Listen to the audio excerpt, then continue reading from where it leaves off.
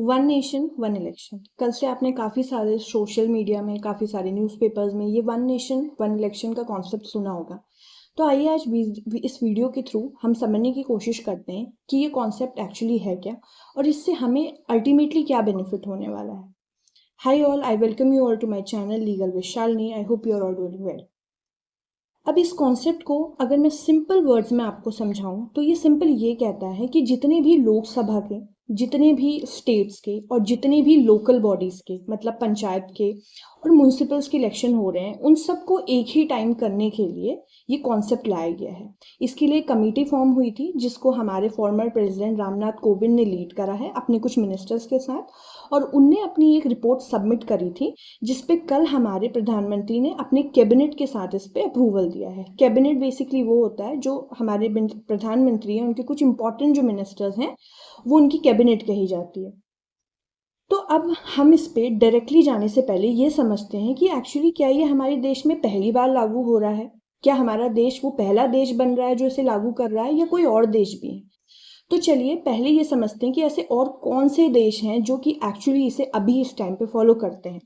तो Germany, Japan, Belgium, Philippines ऐसे काफ़ी सारे देश हैं जो कि इस कॉन्सेप्ट को फॉलो करते हैं। इस कॉन्सेप्ट को फॉलो करने से एट दी एंड जो हमारा गवर्नेंस है वो भी स्मूथ हो जाता है और जनरल पब्लिक को भी इसका एडवांटेज मिलता है कि हर वक्त एक कियोस्क नहीं रहता है इलेक्शन का।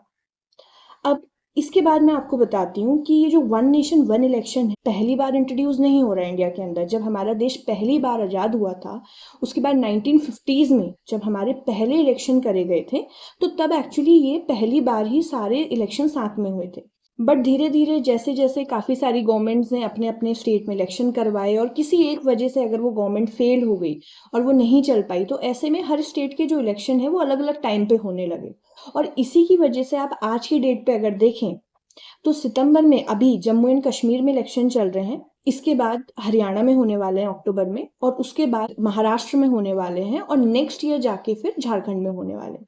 तो इसी वजह से अभी पूरे देश में ये सारा सिस्टम सिंक्रोनाइज नहीं है कि जितने भी इलेक्शंस हो रहे हैं वो साथ में हो रहे हैं। तो अब इसे समझते हैं कि एक्चुअली ये क्यों लाया जा रहा है। इसे लाने के पीछे का कॉन्सेप्ट सिर्फ इतना ही नहीं है कि सारे इलेक्शन साथ में हो। इसके लिए पिछले साल सितंबर 2023 में एक कमेटी बनी थी जिसको हमारे फॉर्मर प्रेसिडेंट रामनाथ कोविंद ने लीड करा था।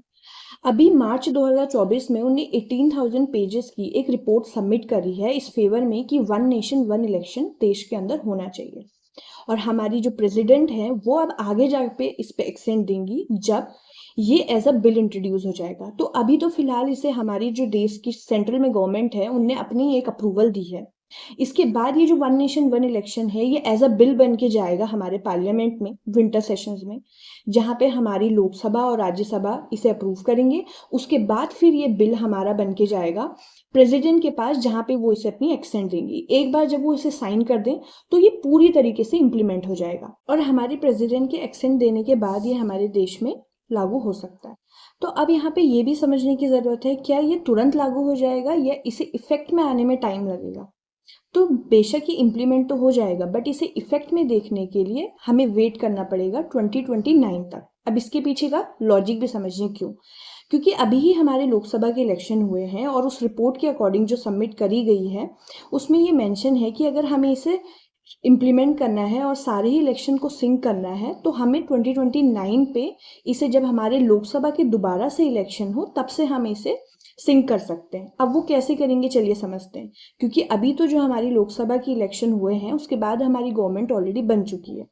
2029 तक ऐसे काफ़ी सारे राज्य हैं जिनमें बहुत सारे इलेक्शंस होने हैं और वो तब तक हो जाएंगे। बट इसी के साथ एक क्वेश्चन ये भी आता है कि अगर कोई एक राज्य जहाँ पे 2027 में इलेक्शन हो रहा है तो क्या वहाँ भी वन नेशन वन इलेक्शन 2029 में इम्प्लीमेंट हो पाएगा, या उसके लिए फिर कुछ और डिसीजन लिया जाएगा। तो जी, इसका भी सजेशन उसी कमेटी ने रिपोर्ट में दिया है कि जब 2029 में लोकसभा के फिर से इलेक्शन कराए जाएंगे उसी के साथ साथ सारे ही स्टेट्स के इलेक्शन फिर से होंगे। लेट्स सपोज इसे इजी लैंग्वेज में समझते हैं। अभी 2024 में जितनी भी गवर्नमेंट अभी बन चुकी हैं वो 2029 तक रहेंगी। अब सपोज कुछ ऐसे स्टेट्स भी हैं जिनमें अगले साल इलेक्शन होंगे, जैसे मैंने आपको बताया कि झारखंड में 2025 में होने वाले हैं। कुछ ऐसे भी हैं जिनमें 2025 में भी होने वाले हैं।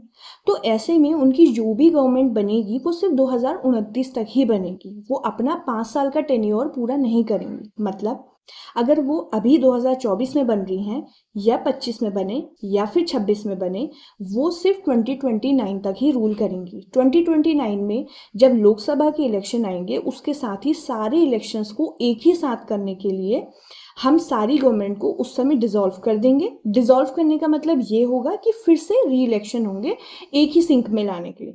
तो उस पॉइंट ऑफ टाइम पे जितने भी हमारे राज्य हैं उन सब के इलेक्शंस हमारे लोकसभा के इलेक्शंस के साथ हो जाएंगे। और इसी के साथ तब से one nation one election actually effect में देखा जाएगा। जब लोकसभा के इलेक्शन होंगे तभी हमारे स्टेट के भी हो जाएंगे, और उसके कुछ समय बाद, अब वो समय कितना है, कुछ लोगों को ये भी लग रहा है क्या वो एक ही दिन में सारे हो जाएंगे या अलग अलग टाइम पे होंगे। तो कमिटी ने ये सजेस्ट करा है कि जब भी लोकसभा के इलेक्शन के साथ स्टेट के इलेक्शन कराए जाएंगे, with in 100 days of time जो भी लोकल अथॉरिटीज़ के इलेक्शन है वो होंगे, जो कि हमारे पंचायत के और म्यूनसिपल के हैं। 100 दिन के अंदर उनको भी कर दिया जाएगा।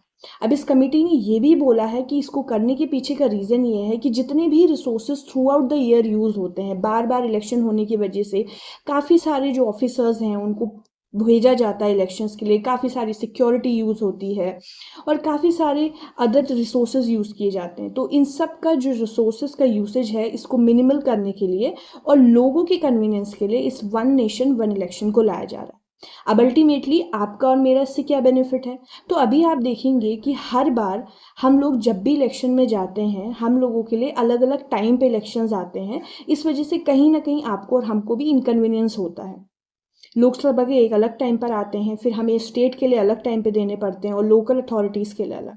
तो अब फिलहाल इस वन नेशन वन इलेक्शन के बाद ये हो जाएगा, एक कॉमन इलेक्टोरल रोल आएगा, जिसका मतलब ये है अभी आप जब भी इलेक्शन देने जाते होंगे तो इलेक्शन देने से पहले आप एक लिस्ट रेफर करते हैं जिसमें आप ये देखते हैं कि आपका नाम है या नहीं है। तो इसके आने के बाद एक ही रोल आएगा, एक ही लिस्ट आएगी जिसमें हर इलेक्शन के लिए हर इंसान का नाम वहाँ पे दिया गया होगा। दैट मीन्स जितने भी इलेक्शन होंगे एक ही लिस्ट के अंदर वो सारे इलेक्शंस के लिए आपका नाम वहाँ पे विजिबल होगा, जिसके लिए हमें बार बार अलग अलग लिस्ट भी रेफर नहीं करनी पड़ेंगी इलेक्शंस देने के लिए। तो इस तरीके से वन नेशन वन इलेक्शन जो है वो इफेक्ट में आएगा। बट इसके साथ ही हमारे कॉन्स्टिट्यूशन में कुछ अमेंडमेंट्स भी होने वाले हैं। वो अमेंडमेंट्स क्या होंगे, कैसे होंगे, वो अप्रूव कब होंगे या फिर उनका प्रोसीजर क्या है, ये सब मैं आपके लिए लेके आऊँगी एक दूसरी वीडियो में। Till then, thanks for watching, do like share subscribe.